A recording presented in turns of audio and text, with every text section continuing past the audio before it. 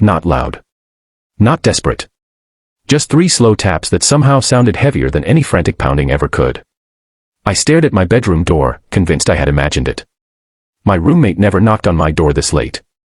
She barely spoke to me unless it was about rent, groceries, or whose turn it was to clean the kitchen. Yet those 3 quiet knocks kept echoing through the silent apartment, carrying a strange sadness that made sleep impossible. When I opened the door, she stood barefoot in the dim hallway, wrapped in an oversized hoodie despite the summer heat. Her eyes were red, her hands trembled from the cold, and after several painful seconds she lowered her head and whispered the words that changed both of our lives forever. She had locked herself out after taking the trash downstairs, her phone and keys were inside, and with tears filling her eyes she quietly asked, "Can I sleep in your bed?" Before we continue, if you believe in kindness, second chances, and the incredible power of small acts of compassion, please take a moment to like this video, leave a comment telling us where you're watching from, share this story with someone you care about, and subscribe to the channel for more emotional stories that remind us how humanity can change lives. Until that night, I had always believed Olivia and I were simply 2 strangers sharing the same apartment. We had moved into the place because rent was too expensive to afford alone. She worked long hours at a children's hospital while I spent most evenings buried in freelance projects that barely covered my half of the bills. Our schedules rarely matched. Sometimes days passed without more than a polite greeting in the kitchen. She seemed quiet by choice, always carrying invisible weight on her shoulders. I assumed she simply preferred being alone, and I respected that distance. Looking back, I realize how easy it is to mistake someone's silence for indifference when it is often nothing more than exhaustion from battles nobody else can see. She explained that the apartment door had automatically locked behind her while she carried the garbage downstairs. She had left everything inside, believing she would return in less than a minute. The building manager lived across town and never answered calls after midnight. The locksmith wanted more money than either of us could afford. She apologized repeatedly for disturbing me, insisting she would rather sleep in the hallway than make me uncomfortable. There was something heartbreaking about the way she apologized for existing, as if she had spent years believing she was always a burden to everyone around her. I told her she didn't need to sleep in the hallway. The bed was large enough for both of us, and I could always take the couch if she felt uncomfortable. She refused immediately, saying she couldn't ask me to give up my own bed.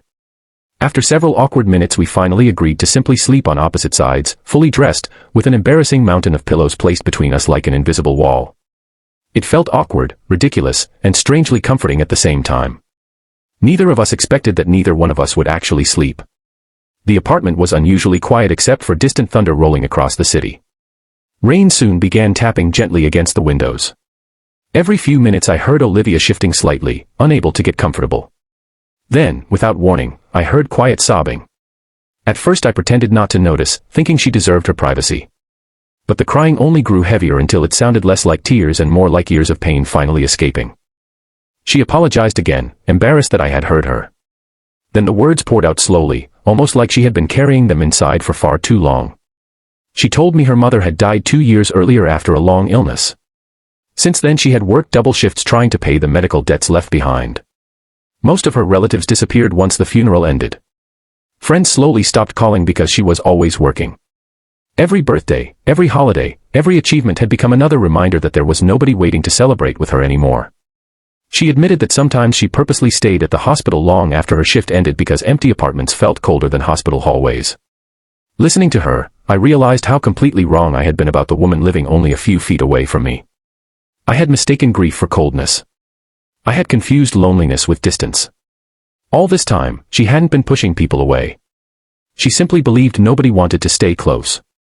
For the first time in years, I told someone my own story. I admitted that my father had walked away when I was 12 and that my mother spent the rest of her life working herself into exhaustion to keep food on our table. When cancer eventually took her, I buried myself in work because staying busy hurt less than sitting alone with memories. I confessed that I had accepted having a roommate not because I wanted company, but because silence had become too loud in empty rooms. Something changed that night. 2 strangers stopped pretending they were fine. Morning arrived with sunlight pouring through the curtains. Neither of us had slept much, yet both of us somehow looked lighter. The locksmith finally arrived and laughed kindly when he heard the story behind the midnight lockout. The apartment door opened within seconds. Olivia thanked me more times than I could count before leaving for work, but the apartment no longer felt like it belonged to 2 strangers. It finally felt like home. The days that followed changed in small but meaningful ways. Coffee appeared on the kitchen counter with my name written on the cup. I started cooking enough dinner for 2 instead of 1. She left encouraging notes beside my laptop before difficult client meetings. I repaired the broken bookshelf she had ignored for months because she never had time. Slowly, ordinary moments became traditions. Friday movie nights replaced silent evenings. Weekend grocery trips turned into conversations about dreams neither of us had spoken aloud before. The apartment filled with laughter where silence had once lived. Then everything changed again. One afternoon Olivia returned from work carrying an envelope she couldn't even bring herself to open. The hospital where she had worked for nearly 5 years was reducing staff because of financial problems. Her position had been eliminated. I watched the color disappear from her face as months of stability vanished in a single letter. She smiled weakly and insisted she would figure something out, but I recognized that smile. It was the same fake smile I had worn after losing my own family. The following weeks became the hardest either of us had faced. She submitted dozens of applications without receiving replies. Bills piled higher each week. She quietly began packing some of her belongings, convinced she would need to move somewhere cheaper. One evening I found her searching online for shelters because she refused to let unpaid rent become my responsibility. That night I remembered the frightened woman standing outside my bedroom asking for a place to sleep. Without hesitation I told her she wasn't going anywhere. We would face the struggle together. I took extra freelance work during evenings while she volunteered at local community clinics to keep her medical experience current. It was exhausting, but hope slowly replaced fear. 3 months later her phone rang while we were eating inexpensive instant noodles for dinner. A children's rehabilitation center had reviewed recommendations from families whose children she had cared for over the years. Parents had written heartfelt letters describing her kindness, patience, and compassion. Those letters reached the director's desk before her application did. She wasn't just being offered another nursing position. She was being offered the chance to lead a new pediatric care program focused on emotional support for sick children and their families. She cried harder that evening than she had on the night she locked herself out. Except these were tears of hope. Watching her leave for her first